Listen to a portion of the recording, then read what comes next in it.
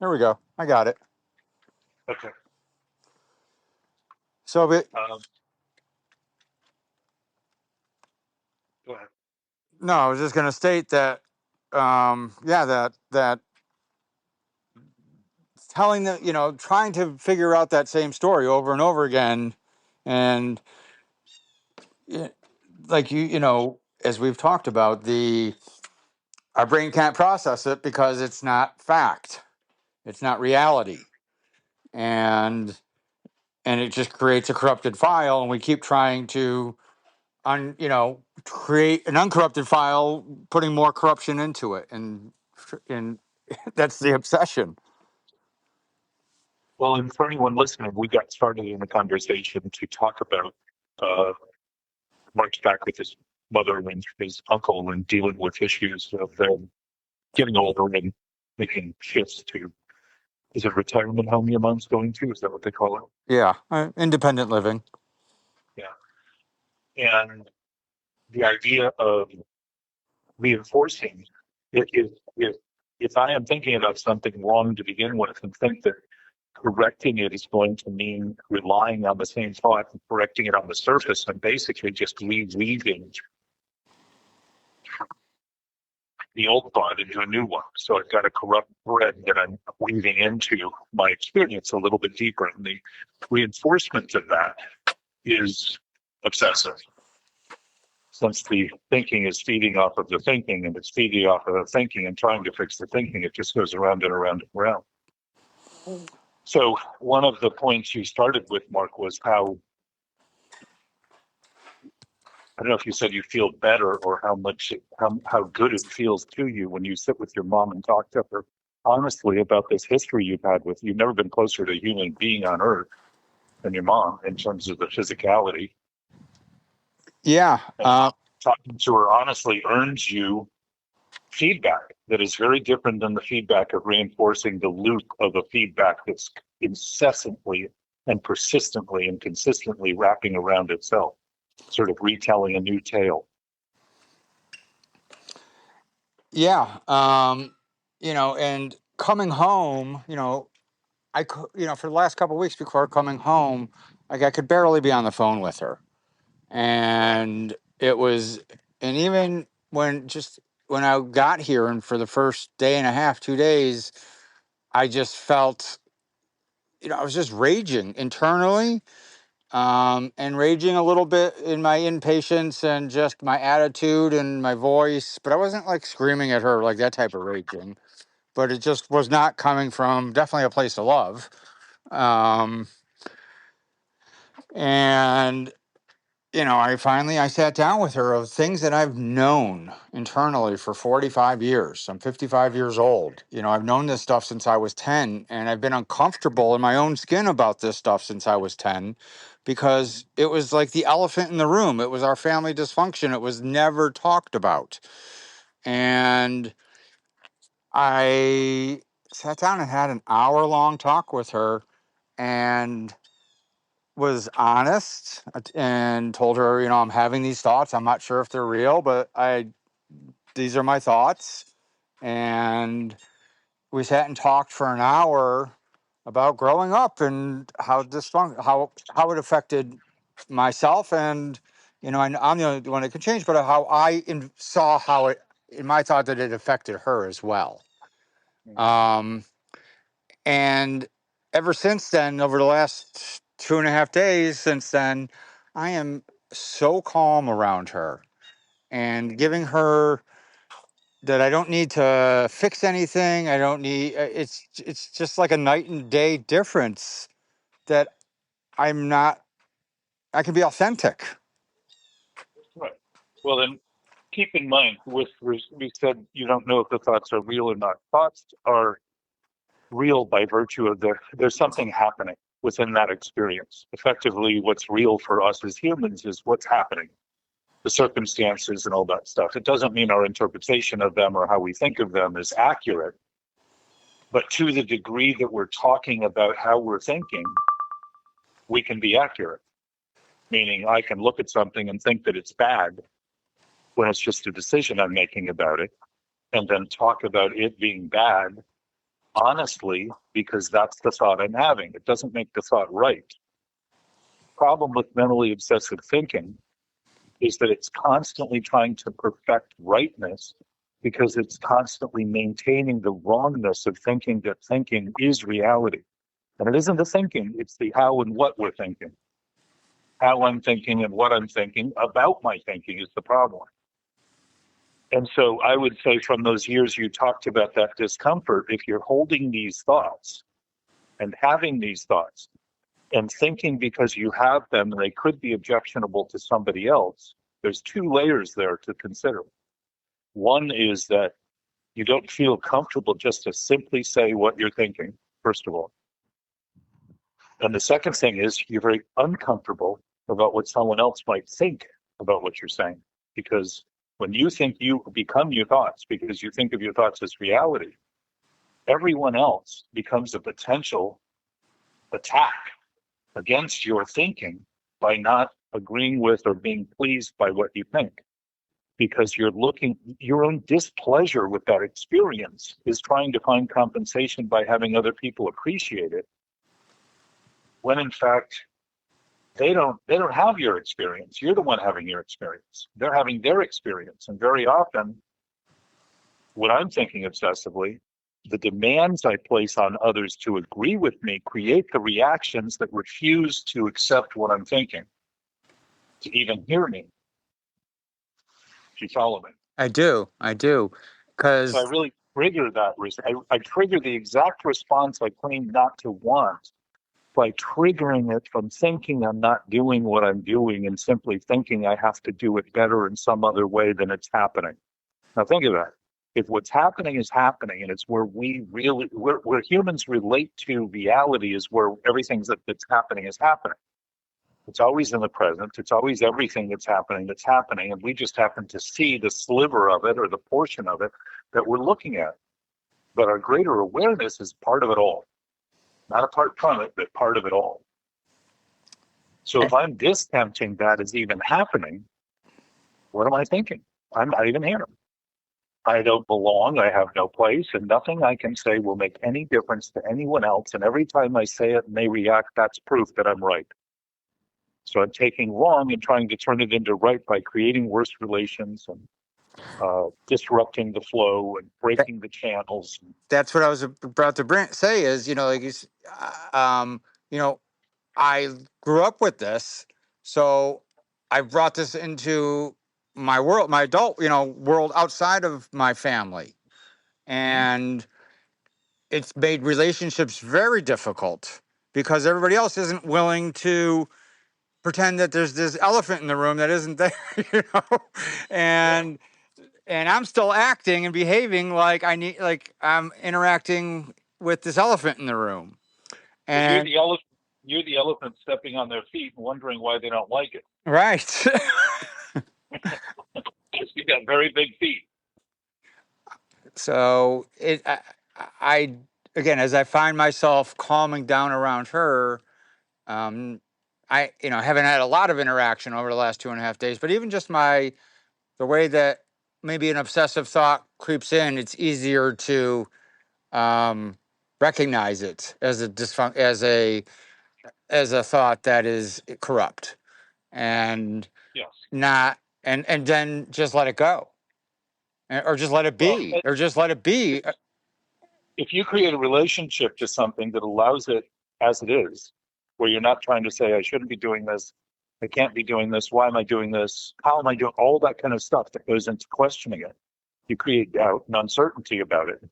And then your relationship to it is doubtful and uncertain and questionable because you're not simply noticing it's disturbing, it's discomforting, you're uneasy. Those are the cues, those are the body languages that are actually telling us that thinking is that way. We don't have to have a new analytical process to justify why it happened, how it should have happened, what might have happened, what could happen, just to say, oh, I'm disturbed. I can feel the disturbance. I can feel the disruption. I can feel the ripples that are turning into waves that are washing over me, that give me the impression that I'm drowning, that I'm underwater, struggling for air.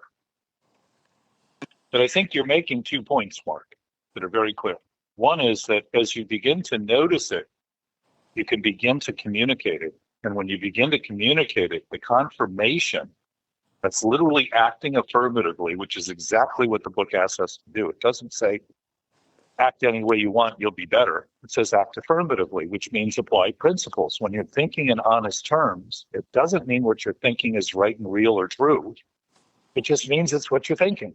Now thoughts all of a sudden become thoughts rather than guardian angels or demonic forces that are attacking us or have the capacity to attack us. They don't have a life of their own that we're not giving them. And even when we give them a life of their own, they still don't have it except to the maintenance of that idea that we have and we keep and we hold so dear as to think it's divine and then wonder why we struggle with the concept of a God or a loving, beneficial, benevolent authority or source in the universe. So the two things that I'm hearing is that you're coming to terms with your experience and starting to notice that you do notice, number one. And in doing that, because nobody can do that for you. I can't do that for you, and I can't tell you to do that and have you do that. Because you have the absolute right, the freedom to choose to do what you want with those thoughts.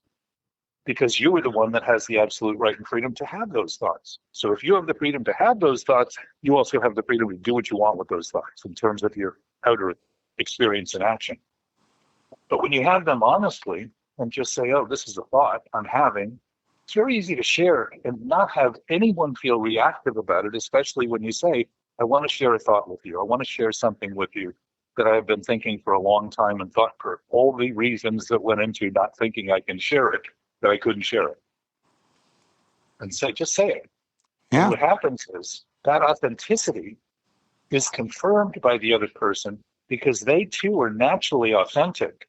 And they too naturally appreciate the willingness someone has to go out on what seems like a limb to expose something that they may be able to discount that person for having exposed. There's tremendous freedom that comes in both directions for both parties. So your willingness to see it first of all, and then your willingness to share it, actually, the confirmation is you start saying, oh, I know, I do notice. I do have this awareness. Absolutely, I have this awareness. Do I pay attention to it all the time? No. Do I try to dog it and reverse it and change it? Yeah, sometimes. Sometimes things feel I got too much going on and I don't want to be bothered by it. And yet if I'm noticing that, that's a major step forward rather than thinking it isn't happening at all and I go back into that numb, dead state, that sleep state, that trance, that hallucination that nothing's happening. And then wonder why everything that's happening starts to be so horrible. I think that's where a lot of my inner turmoil has come, is that I do notice it, but I don't, I don't, I'm not worthy enough, or I'm not worthy, but I notice it, but let's go with that. Let's go with that. That was your first word. Let me go with that with you for a second. Okay. Point something else. Okay. That not worthy is an accurate assessment of you thinking it's you. The actual you think that isn't worthy. And that's the thought you're having about it. It's accurate.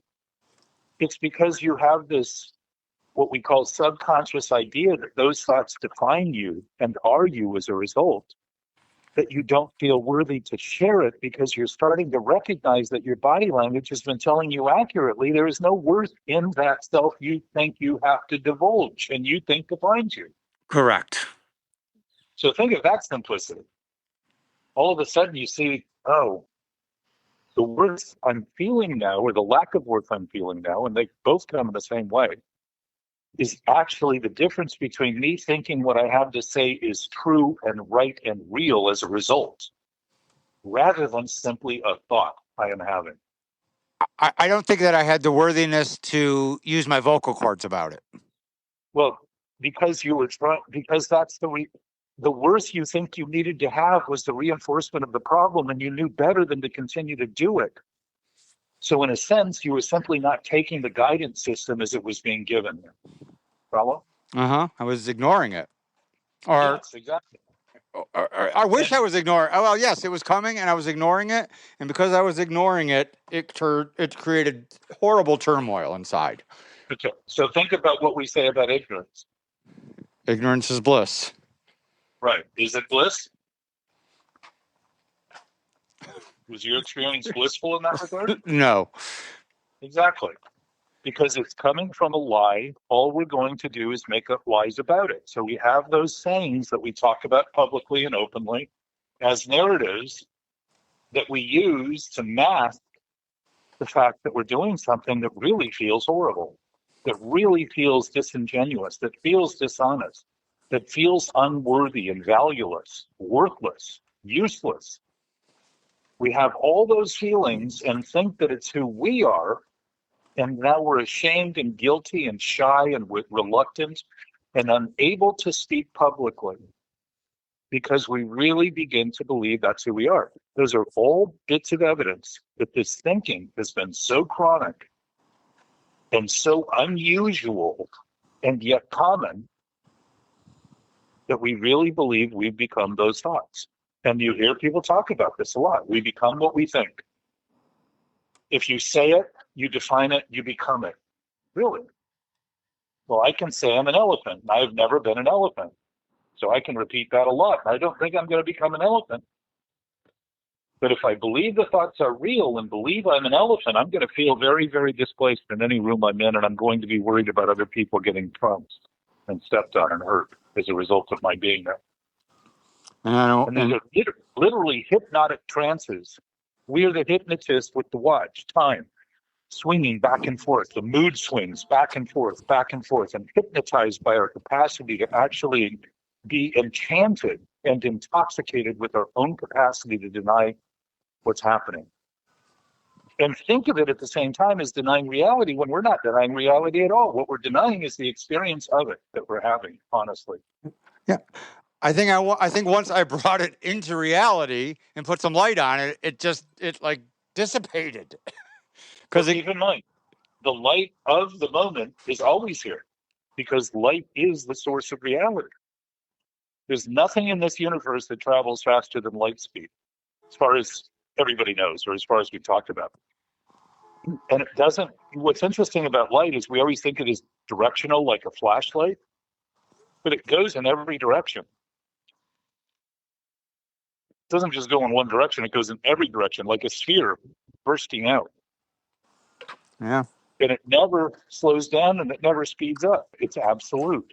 So if I'm doing half light speed, it's still doing full light speed next to me because it's absolute. It's not relative. It doesn't relate to my limitations, my finite human capacities or speed or any of that kind of stuff. But we are that light. We are made of that light. Our energy is based in that light. The natural vibrations of that energy come from that light in a pure sense, not in the kind of sense that we think of in the universe here, where there's shadows and dark spaces and vacancies of light. This experience we're having is darkness and light simultaneously. Our being nature isn't dark at all, but we can cast shadows of doubt on our experience by maintaining thoughts as though they're real and think that those clouds obstruct the light and find those shadows haunting and ghost-like and like apparitions that are attacking us in the night, in the darkness always. They're never there when I turn the lights on in the room, and they always seem to come back as soon as there's dark. So it's my suspicions and the darkness I'm creating my own experience that I am dreading because I cannot be closer, human-wise, to the thinking I'm doing and the pleasure or pain I create than what I am thinking about in my own brain, because they're all happening in the exact same space, same place, the brain. So when you come to terms with that, as you have been doing, and start to see it and then talk about it, you take the steps, which is beginning to see in the first step that the old lies have no power whatsoever. The idea that you could control and enjoy your drinking, for example, is what we do in AA. The fact is, if I can't control and enjoy my drinking, and I think I can control and enjoy my drinking, I am going to act in ways that are going to try to prove by drinking out of control, then I am in control. So in the mental obsession, it's exactly the same thing. If I think in any way that is a lie, I am going to act and think that lie is true, by the way, because the only basis for a lie is thinking something that isn't true is true, or thinking something that is true isn't true. If I'm basing my fundamental experience on a lie, I'm going to act out in ways that try to prove that lie right and real. Why? Because it's not. I'm trying to bring balance to my experience by doing a balancing act on a tightrope that isn't in air, and yet I'm feeling threatened that I might fall off if I don't get it right. I have all the experiences and somatic sensations of actually being at risk, when in fact it's a completely concocted, illusory experience that I'm taking for granted as reality, because I have granted it a place that it doesn't have, being real, being true, being right in my thinking. You know, it's this is, sorry for interrupting you. This is bringing me to a thought. I was, I was at the beach hanging out with some guys that in the program that know me really well, and one guy said to me, he's like, "Did your parents Did you grow up, just being told that you were worthless or no good?" And I was like, "No, my parents never said that to me." And but it's just dawning on me. But I heard it every day from myself. Well, you heard it from your supposed self because you thought that self and your thinking about it was you.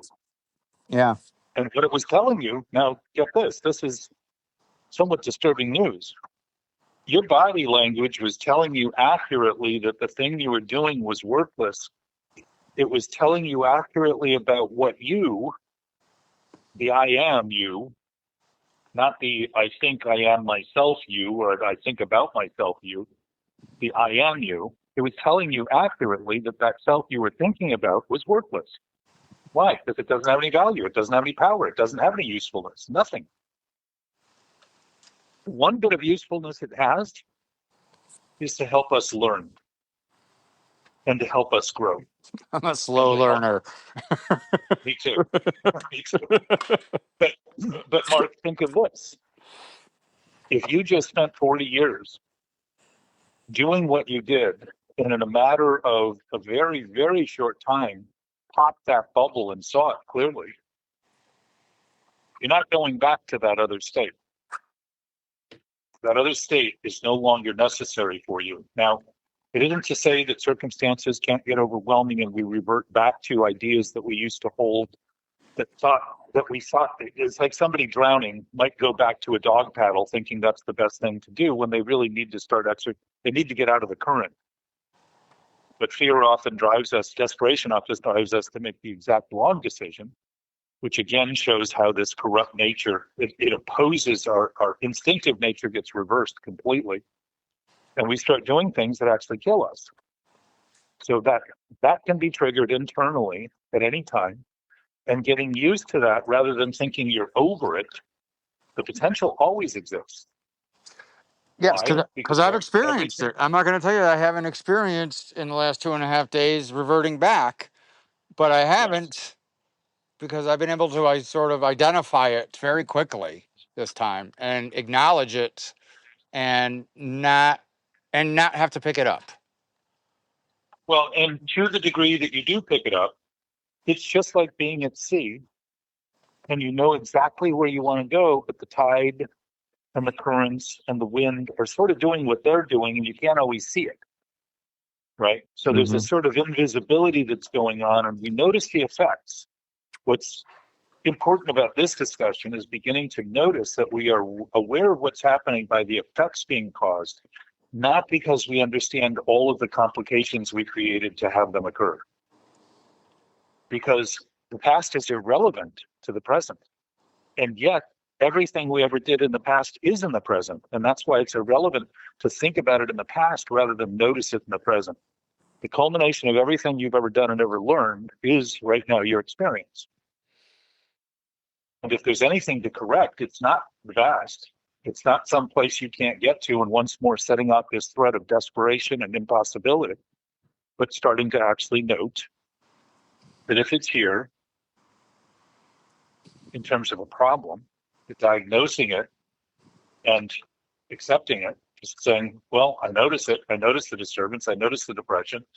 I notice that I'm not always happy. And that is, I would not say is the goal, to be happy all the time, but to be honest about what's happening. If you're honest about what's happening, you have the best chance of remedying any problem that comes along. And they're going to come. Things are going to happen that you don't plan on or that you don't think you plan on. I have a sense that our greater awareness actually is setting these things up to give us the experience we don't think we have within our thinking, so that we can have the thinking experience and start to function at a human level, at a level way beyond what we thought was possible. Because now we've introduced this knowingness to the thinking, and the thinking, rather than thinking only of thinking, starts to stop like we do, pause when agitated, restraint, dependence on, just take a stop and say, oh, if I am in the present and I think I'm in the present, maybe that alignment alone will help me to notice what can be done in a much more effective and efficient way than what I think is the only thing I can do. And that the addictive thinking is thinking the only thing I can do is the next thing I think I'm going to do. And that normally is a precursor for something wrong. You used present. I was thinking when you said, the goal isn't to be happy all the time. And I was thinking, I don't want to be happy all the time. I just want to be mindful all the time. Yeah. So think of this in regard to that. If our thoughts, how and what, are the choices we make about our thinking, and if our thinking is based in reality and it's designed to express reality, then when I start thinking how and what I'm thinking is reality, there's no content in that that's real. It's all delusional. It's all illusion being made believe to be reality. So that emptiness all of a sudden defines my experience. And what do I feel? Empty, alone, disconnected, apart from. Right? Yeah. So if that's the case, I'm feeling discontented. Why? I have no content in the thinking because I think it's me. I keep mistaking it for being me because I've done it so long, and I'm not quite taking the second. I'm starting to notice the effects and starting to say, oh, that's my thinking. But the next step is to say, oh, I'm actually taking apart that thing I called myself and starting to see it dissolve. And as I see it dissolve, I am witnessing the fear and the stress that I have been charging my body with from the resistance. My body has created tension. I've created tension in my body. And my body naturally has stored it because it doesn't know what to do with it. The only thing it can do is store it because I'm adding it to my system, and I'm not adding health to my system. I'm adding insanity to my system, to your point earlier on about processing. If I can't process something I'm allergic to, like alcohol, some people have bee stings, some people have peanut allergies. If I can't process that stuff and I keep doing that stuff, I'm going to give my body something it doesn't know what to do with. If I keep processing insane thoughts as reality, I'm giving my brain something it doesn't know what to do with. So what does it do? It perverts in some way, tries to accommodate the insanity because it's taking my direction by storing it. There's no way it can dissipate because the resistance to the maintenance of it is the idea that it's true and real. And as long as I resist it, I'm going to take that charge and build it into my body. And that becomes stress and tension and stiffness and reactiveness and phobias, haunting ideas about things, inability to be in public and inability to be open and with other people. And I never noticed that when I get onto airplanes, I get very claustrophobic. I lived for years just denying it, pretending it wasn't happening. And all of a sudden as I started to actually grow, I started realizing I had a lot of phobias that I developed that I didn't think I had. And to think that I am enlightened and as a result should not be seeing what that light shows me is to think my growth is over and my potential as a human is done. And I'm absolutely the apex of everything. I can be an absolute aware state as a being and still dysfunction at a human level because I haven't practiced sufficiently. Just like any tennis player, any musician, the best of them, baseball player, basketball player, anyone in a sport that's professional practices more than a guy on the couch dreaming he's going to be a sports star. Yeah. So when I'm in that dream state, I'm thinking, well, I've done everything I can. That's all I can do. What else can I do? And the fact is, if I'm arguing over that, I know there is something else I can do. And what I'm frustrated over is that I'm not admitting it, and that I'm not actually taking that step in the beginning and starting to see that what the first step is about is insanity. Second step wouldn't be came to believe in a power greater than ourself, by the way, to restore us to sanity. What does that mean? Anything larger than the thinking I'm doing about the thinking I'm doing as myself, as who I am, as reality, as truth, as the only thing that's right. Which The is light bulb's going on as yeah, the light bulb's been on. the shade's coming off the light. Yeah. Again, I'm just thinking back to experiences where somebody's, again, I hang out with the same guys and they're like, Mark, we can see like you want to say something, but like it's like you're dying to get something out. I mean, these are what people have told me. Think of And that term, Mark. Think of that word. You're dying dying. to take something out. All of these compulsive tendencies and obsessive tendencies are suicidal wishes. They're suicidal tendencies because that stress and tension that the body builds up is actually killing the body because it's undermining the natural systems in the body. We've been doing this for thousands of generations. So our DNA has been trying to build in insanity into it when it just, everything goes wacky. We have all these different perversions of issues that come up with people that are born that seem to be mysteries. They're not a mystery when we've been absolutely lying about our experience and subjecting our natural body to it as a choice, not in some predisposed condition. But what happens is our DNA begins to absorb this stuff and try to make sense of it, which it can't make. And so what we have are nonsensical consequences to it. This variety of disease, we have so much confidence that disease is real and yet healing is a miracle, and it's exactly the opposite. Healing is natural and disease is the odd thing. And disease is the oddity. Yeah. But if you listen to the words, like you just said, and start taking them for granted as being reflections of what's actually happening, you're going to notice that people around you have been giving you really good information that has been dismissed. So it's not just your own thinking that's capable. The people around you, they may not have seen it in as broad a scope as we're talking about. But what I'm pointing out is they have known it regardless of how well they thought they saw it.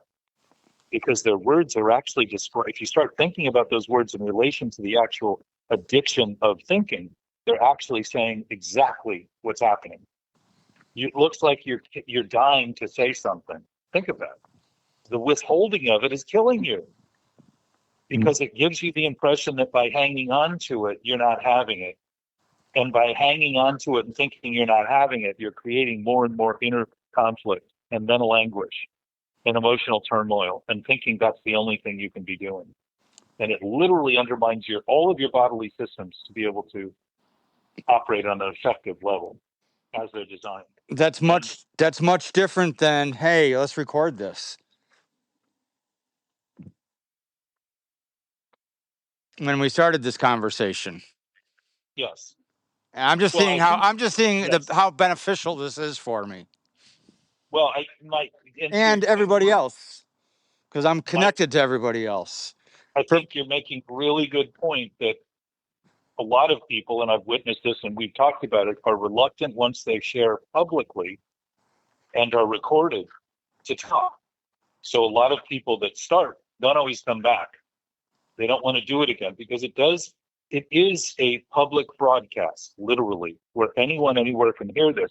Because if anyone is listening, it means there may be a chance for them to hear what they're doing in a way that we're doing, because the similarities are enough to strike a chord of awareness in an individual simply by listening to it and having the perspective of hearing other people claim it. Suffering seems to be a commodity that we use to grow, meaning we're learning, we're failing. I listened to the race car driver, God, what was his name? A talk that he gave at somewhere or another. He got some award. I'm trying to think of the guy's name. He's one of the greatest Formula One race car drivers. And he said, I have been a winner a lot. He said, but I have lost more, and I've never learned more from winning than I did from losing. And so I want to give this award to all those who have lost, because you have made it possible for me to grow. And the fact is, and I absolutely, this was my experience, exactly as he said it, that I began to realize that it was in the failing that I learned, and it was in the successes that I took credit for having nothing to learn. I would become pompous and vain and prideful and grandiose about my successes and think this confirms that I am right and everything I'm thinking is real and true. And in fact, what it was confirming is my unwillingness to actually face the fact that if I've done anything right, it's been through a process of wrong that's allowed me to do that. Because if there's one way to do something right, it means every other attempt is wrong, just like in mathematics.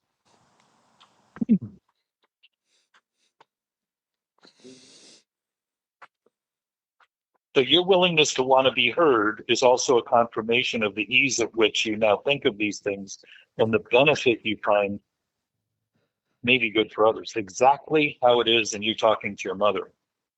You took that step that's relatively close in proximity and then began thinking of it on a more global basis. Because, at this point, we've been listened to in over 1,000 cities around the world and 106 or 8 countries. And I don't think that I don't think this mental disease discriminates at all any more than addiction discriminates, because the mental disease is addiction. It's addiction to the idea that the only thing I have that's real is what I make up in my thinking. How I think about things and what I think about things is my reality. And it determines me. It doesn't. It just determines what I think about reality, about truth, about what's right.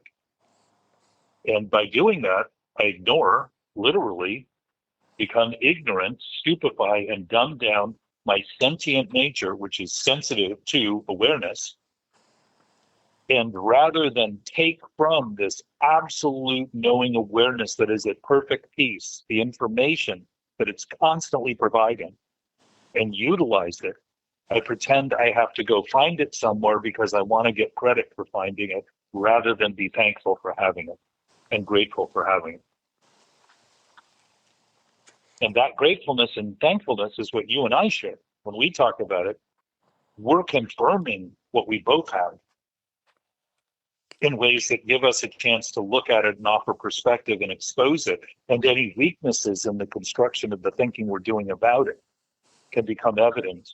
And my hope is based on the perspective that I have in my own experience by looking at the effects, first of all, and then looking at the impact I'm having on people around me and or the reactiveness that I'm creating, and starting to see that I am central to all of that. I'm not a bystander to it. It's not something happening for everyone else and then happens for me.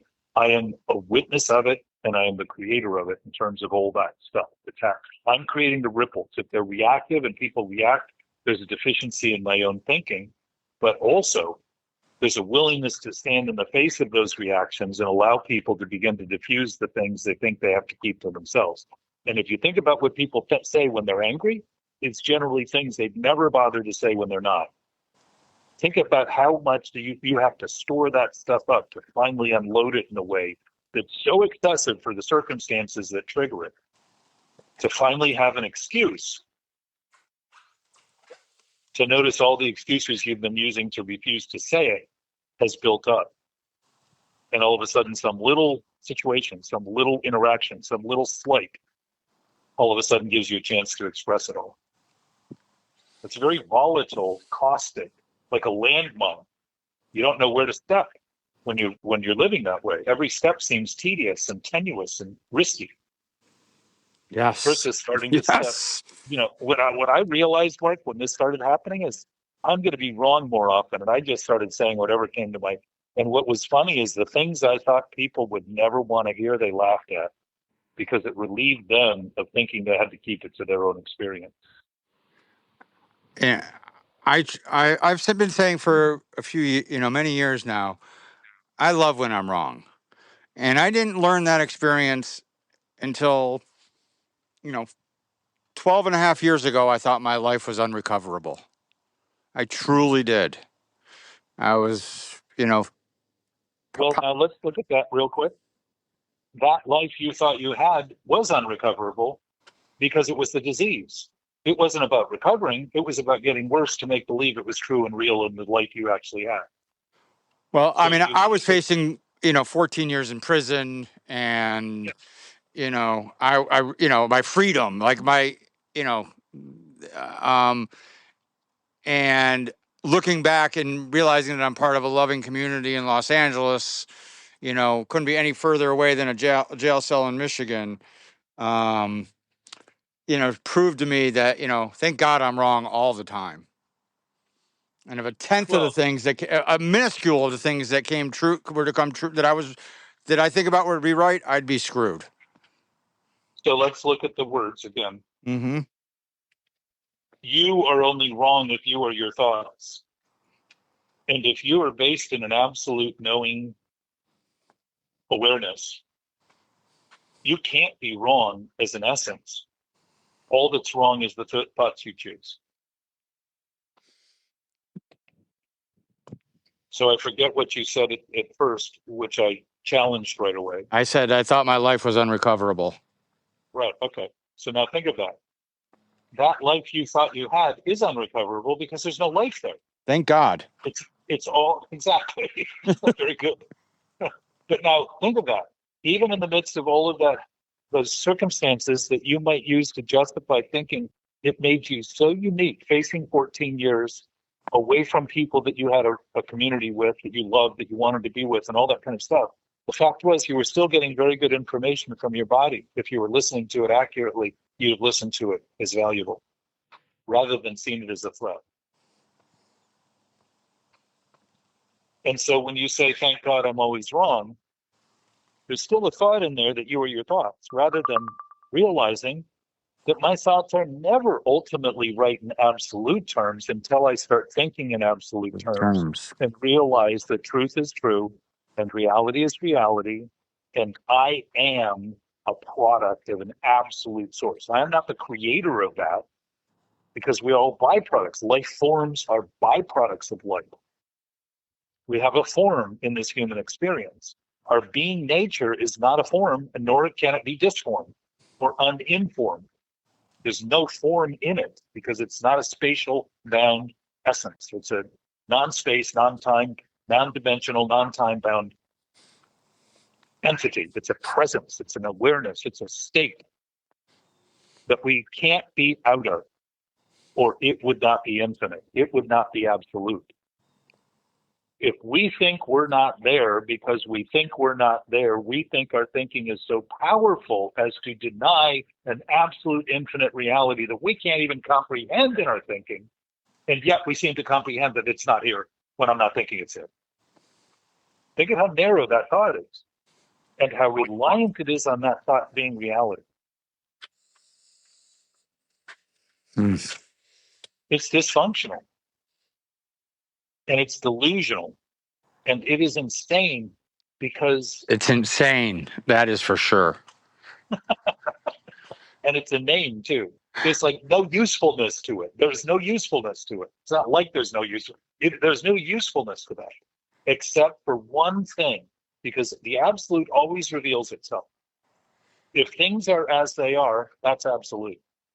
All day long, everything is exactly as it is. So if I start, as I started this mantra, which wasn't quite an affirmation, it was just noticing, oh, when I'm thinking about things in absolute terms, they're always the same. I'm not thinking about them in divergent ways that have to be put back together and taken apart in the way I'm thinking about them. I'm starting to see that if everything that's happening is always happening as it's happening where I am, I now have a relation to everything that is at perfect peace because I'm thinking about it in absolute terms. I'm not thinking about it in what's happening shouldn't be happening, and some of what's happening should. If what's happening is happening, it's a pretty good indication that it's happening. Whether it should or not be is just another chance I have within my thinking about my thinking to come up with judgments and ideas about it that can't be correct if this fact is that it's happening is happening. What's correct is that it's happening, it's happening. What's correct is always the absolute. So another aspect of that is that I'm always where I am in relation to everything. So my body, my brain, my thinking, my thoughts, my senses, my hearing, my eye, everything I'm seeing is always seeing what I'm seeing, and is always a part of everything that's happening. So I don't need to see beyond the horizon or think that the horizon of my thoughts is the end of my experience. Just like sailors thought the horizon looked like the end of the world, so they presumed that the world was flat, and if they sailed toward it, they would fall off. I start seeing that actually, second step, that beyond the horizon of my thinking is where everything else begins that I don't think is there. It isn't where anything ends. I love that. I think you just rewrote the second step. Well, that's what the second step is really saying, because it's saying we came to believe in a power. It doesn't say God. It doesn't say it's just a power, because all of a sudden it means if we're thinking about the infinite at all, we don't have to name it. We don't have to have the right label on it. We don't have to put the right name to it, because that power is real power. We're starting to deal with absolute power. We're starting to see that there is an essence that is our essence. And if nature is natural, that must be our nature, period, as humans. And to think of it otherwise is to devalue and not appreciate, depreciate our experience to the degree that we think we now become the doom that we're projecting into the future. We're doing it now in the present, thinking about a future that's doomed, not noticing it's the doomed nature of our thinking. Just like the sailors who never sailed so far as to discover all of the tea in China and all of the tropical islands and all of the things that were written about once they started sailing, like America and the Bahamas and the Caribbean, all that stuff. All of a sudden, that stuff was not there when they thought it wasn't there. It was there exactly where it was. Just like everything else beyond the thinking I'm doing right now is there too. Right. So I can think in absolute terms by simply boiling things down to starting to notice everything that's happening is always happening, and I am always where I am in relation to everything that's happening as a human. But I'm absolutely aware of everything that is happening because I have a keen sense of what's wrong when I make believe that what's happening shouldn't be happening, and what's happening is only what I think of it, and what's happening is only how I determine it. So All of a sudden, when I do those things, and I can do all those things freely, once I realize it's something I'm doing and I'm creating the ripples and I'm creating the effects, and I live with those ripples and effects, not as things happening to me, but things being caused by my thinking. how am I thinking? So I just got a text from Sharon's attorney that I need to return. I just texted her, give me 5 minutes. So I got to wrap up in the next 5. Anyway, I appreciate this, Mark, and I'm glad that while you're back there, we get a minute to spend. And I also want to note to the listening public is that Mark is back. How old is your mom now? She's 85? No, she's turning 90. 90. So his mother's 90. He's back there basically taking care of his mom, which I think we've lost a lot of that civility in our culture and society. Not in all cases, but I mention it. And also your uncle, who is how old? 84. He's 84, right. Okay, Yeah. so your uncle has been working in a dental practice up until this year, right? Until 3 weeks ago. Yeah. So Mark's back there basically reorienting their life. And he's also taking care of a woman in Los Angeles here that he came across who is blind. And how old is she? She's 84 as well. Yeah. Okay. That was the 84 I was thinking. But that Shirley? Sharon. Sharon. So you've taken those things on as active service to people who obviously need some assistance and support. And in the process of this thinking, you put yourself in the face of a lot of circumstances that would be extracurricular, right? You don't need to do that. And yet you're doing that. And in doing that, you're starting to notice your involvement, the value. You're not doing it because you don't think there's any value there. You see their need, and you're also coming to terms with your ability to actually help them in that regard. Yeah, And my sense is doing that can be very, very challenging and also give you a chance to see better how the limits you set up and the crises you create and all that kind of stuff that can diminish your capacity to just sit there and be with them, like you described your mother doing with your mother when all of a sudden you said some things that you hadn't said, and it became so much easier to be with her. Thank you. Yeah, I mean, it's a gift. It is. I mean, I wouldn't have gotten this without it. Yeah. Well, and think of the value that would have come, or the lack of value that would have come from your constricted experience, trying to impose things on them that you felt you needed to have them do, when it was really the imposition of your own ideas that you were struggling with because you thought they were the only real and right thing to do. It's not very valuable to do that with people, because the fact is we are all free to think whatever we want, and to make believe that someone should only think what you're thinking and the way that you're thinking it is to set up that reactiveness in people, because we have all been reactive to anyone telling us what to think, because we know that we're free to think what we want. And it doesn't mean they don't have something to offer us that might be worth thinking about. But if I'm delivering that message with an insistence and a persistence that constantly creates the reactivity that refuses to listen, I'm actually the one that is not doing the thing I'm asking them to do. And so I'm manifesting an experience to have blame and fault for them, rather than my own recognition that the blame and fault lies at my own choices. Oh. And as you had mentioned earlier, I'm just thinking back to the conversation with my mom. I could almost see the exhale in her as well. Sure you can. We're not apart. We actually, when you start acting in an affirmative, the book says take affirmative action, meaning we're affirming principles. Principles before personalities means if you're fixated on the personalities, you think the person you are is who all that is. That's not true. That's just a thought you have about, you're thinking about who you are. That isn't, just like if you look at something and you think that thing becomes what you think it is, go look at a car and think it's a horse and try to ride it. It's not going to happen. No. It's stupid.